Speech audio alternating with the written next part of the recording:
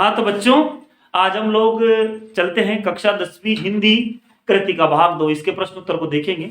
इस पुस्तक से पहले कक्षा 10वीं में 2 पुस्तकें चलती है, एक क्षितिज भाग 2 और एक कृतिका भाग 2।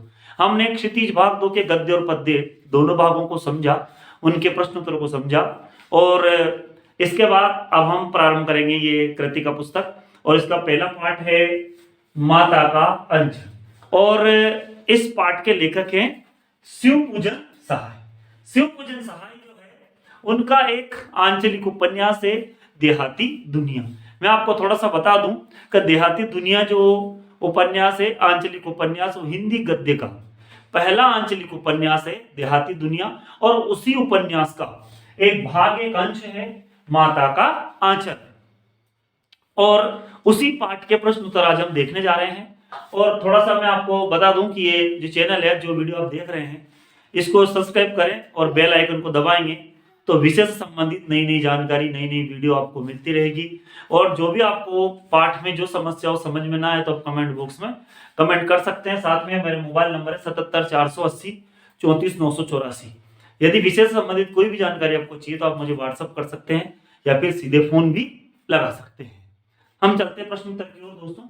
देखो, पहला प्रश्न है, प्रस्तुत पाठ के आधार पर यह कहा जा सकता है कि बच्चे का अपने पिता से अधिक जुड़ाव था, फिर भी विपदा के समय वो पिता के पास, है ना, समय वो जो है बच्चा वो पिता के पास नहीं जाकर माँ की शरण लेता है ना। वो पिता के पास नहीं जाता, समय सब जो उसमें समस्या आती, विपदा आती, तो माँ, उसकी माँ के पास जाता है। इसकी क्या वजह हो सकती है, इसका ऐसा क्या कारण है कि बच्चा जो है पिता से प्रेम करता है लेकिन फिर भी समस्या आने पर माता के पास जाता है। ये प्रश्न में, ये परीक्षा में इस तरह भी पूछा जा सकता है कि समस्या के समय, विपदा के समय बच्चा पिता के पास न जाकर के माँ की शरण में क्यों जाता है। देखते हैं इसका उत्तर। माता से बच्चे का रिश्ता, जो माँ है उसका बच्चे का रिश्ता कैसा होता है, ममता पर आधारित होता है, जबकि पिता से उसका स्नेह आधारित होता है। पिता उसको स्नेह करता है, प्रेम करता है, लेकिन माँ की ममता होती है। और बच्चों को विपदा के समय अत्यधिक ममता और स्नेह की आवश्यकता होती है। जब बच्चे पर समस्या आती, विपदा आती है, तो उसे बहुत अत्यधिक मात्रा में ममता और स्नेह की आवश्यकता होती है। और वो बच्चे को विपदा के समय जो शांति और प्रेम की छाया माँ की गोद में मिलती है ना, वह शायद पिता से प्राप्त नहीं होती है। माँ के अंचल में बच्चा स्वयं को सुरक्षित महसूस करता है, अतः पिता के स्थान पर माँ की शरण लेना यही वजह हो सकती है, क्योंकि वो माँ के पास अपने आप को पूरी तरह से सुरक्षित महसूस करता है। अब हम देखते हैं प्रश्न नंबर 2। आपके विचार से भोलानाथ अपने साथियों को देखकर सिसकना क्यों भूल जाता है ना।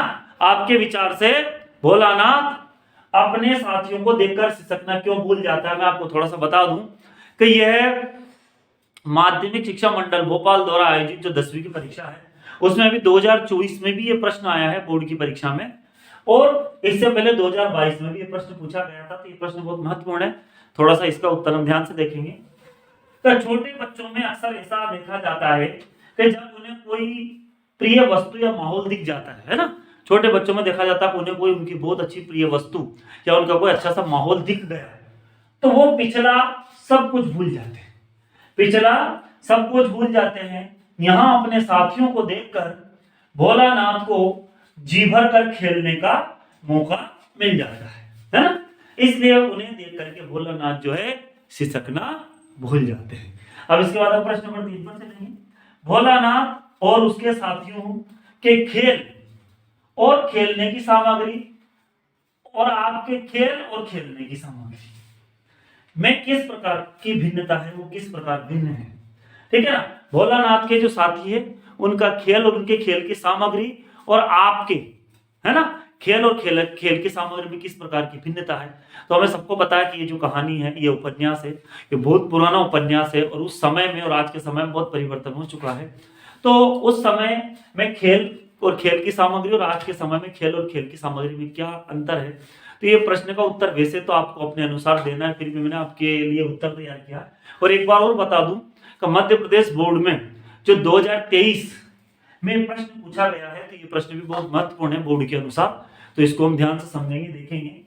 भोलानाथ और उसके साथी अपने आसपास उपलब्ध साधारण से साधारण चीज को भी खिलौना बना लेते थे। भोलानाथ और उसके साथी जो है अपने आसपास उपलब्ध साधारण से साधारण चीज को भी क्या करते थे, वो खिलौना बना लेते थे। लेकिन मैं या तो अपने स्मार्टफोन पर कोई गेम खेलता हूं, है ना, आज के जमाने में हम बता रहे हैं, हम या तो स्मार्टफोन पर कोई गेम खेलते हैं या फिर अपने विद्यालय में क्रिकेट या फुटबॉल खेलता हूं। अब इसके बाद हम चलेंगे प्रश्न नंबर 5 की।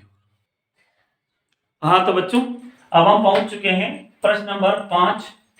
प्रश्न नंबर 5 है, देखते हैं हम लोग प्रश्न नंबर 5 को, कि पाठ में आए ऐसे प्रसंगों का वर्णन कीजिए जो आपके दिल को छू गए हो। पाठ में आए ऐसे प्रसंगों को, तो ये प्रश्न का उत्तर भी वैसे तो सभी बच्चों का अलग अलग हो सकता है, उसको कौन कौन से प्रसंग ऐसे लगे जो उनके दिल को छुए हों, लेकिन फिर भी मैंने आपके लिए उत्तर तैयार किया है। इस पाठ में लगभग सभी प्रसंग दिल को छूने वाले हैं। जितने भी पूरे प्रसंग हम पूरा पाठ पढ़ते हैं तो सभी प्रसंग इसमें लगभग दिल को छूने वाले हैं। भोलानाथ द्वारा बाबूजी के कंधे की सवारी, देखो कौन कौन से प्रसंग है। भोलानाथ द्वारा बाबूजी के कंधे की सवारी, उसकी मां द्वारा उसे तोता मैना के कोर बना करके खिलाना, उसकी अपने बाबूजी के साथ कुश्ती और सांप के डर से भागकर अपनी मां के आंचल में छुप जाना आदि दिल को छूने वाले विशेष प्रसंग है। अब हम चलते हैं प्रश्न नंबर 8। यहां माता पिता का बच्चे के प्रति जो वात्सल्य व्यक्त हुआ है, इस पाठ में माता पिता का बच्चे के प्रति जो वात्सल्य व्यक्त हुआ है उसको अपने शब्दों में लिखना है। ठीक है, इसके उत्तर देखते हैं हम लोग।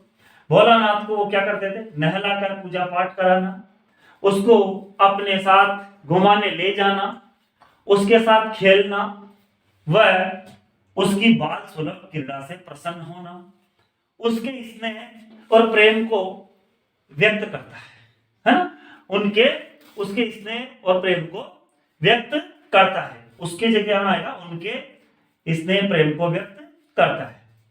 उसको जरा सी भी पीड़ा हो जाए तो वो तुरंत उसकी सहायता, उसकी रक्षा के प्रति सजग हो जाते हैं। गुरुजी द्वारा सजा दिए जाने पर उसके पिताजी उसे दुलार कर अपने साथ ही घर लिवा लाते हैं। उसको प्रेम से जब गुरुजी उसे डांटते हैं तो उसे प्यार से दुलार करके जब रोता है बच्चा तो उसको अपने घर ले आते हैं।